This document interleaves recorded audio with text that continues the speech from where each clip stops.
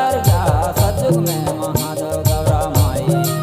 गढ़मंडला राज ला चलाएगा सतयुग में महादेव गौरा माई हमारा वीर जना वंश के अवतार गा सतयुग में महादेव गौरा माई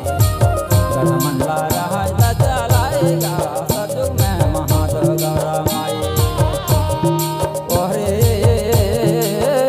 हो सतयुग में महादेव गौरा माई बचपन में राज ला चलाएगा सतयुग में महादेव गौरा माई ओरे हो सतयुग में महादेव गौरा माई बचपन में राज ला चलाएगा सतयुग में महादेव गौरा माई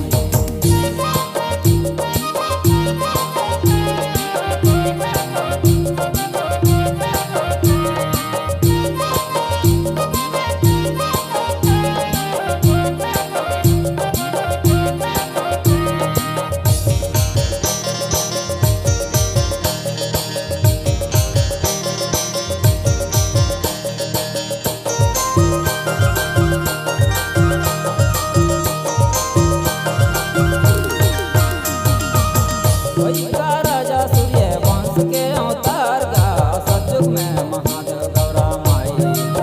देवगढ़ में राज ला चलाएगा सतयुग में महादेव गौरा माई वही का राजा सूर्य वंश के अवतार गा सतयुग में महादेव गौरा माई देवगढ़ में राज ला चलाएगा सतयुग में महादेव गौरा माई ओरे हो सतयुग में महादेव गौरा माई पाँचन में राज ला चलाएगा सतयुग में महादेव गौरा माई ओरे हो सतयुग में महादेव गौरा माई पाँचन में राज ला चलाएगा सतयुग में महादेव गौरा माई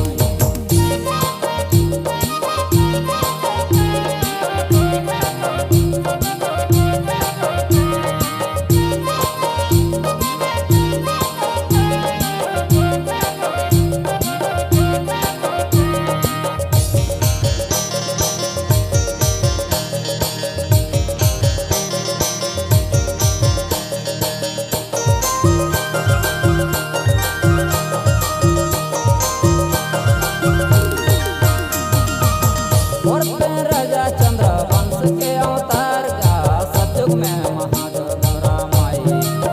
बैरागढ़ राज ला चलाएगा सतयुग में महादेव गौरा माई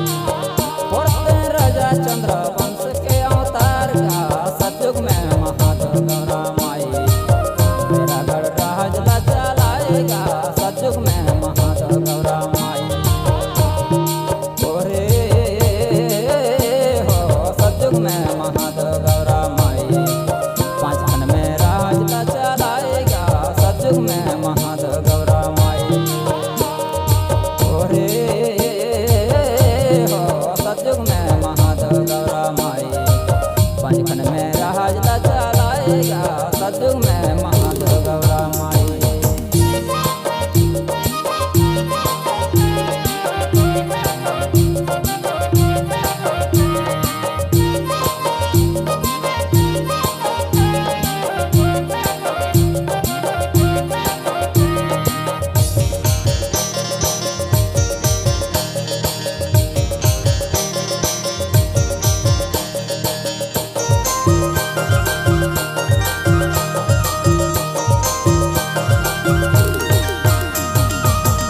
काम राजा गंगपुर वंश में अवतरेगा सतयुग में महादेव गौरा माई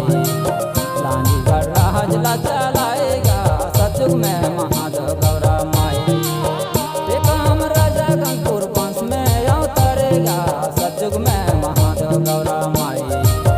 लांजीगढ़ राज ला चलाएगा सतयुग में महादेव गौरा माई ओरे हो सतयुग में महादेव गौरा माई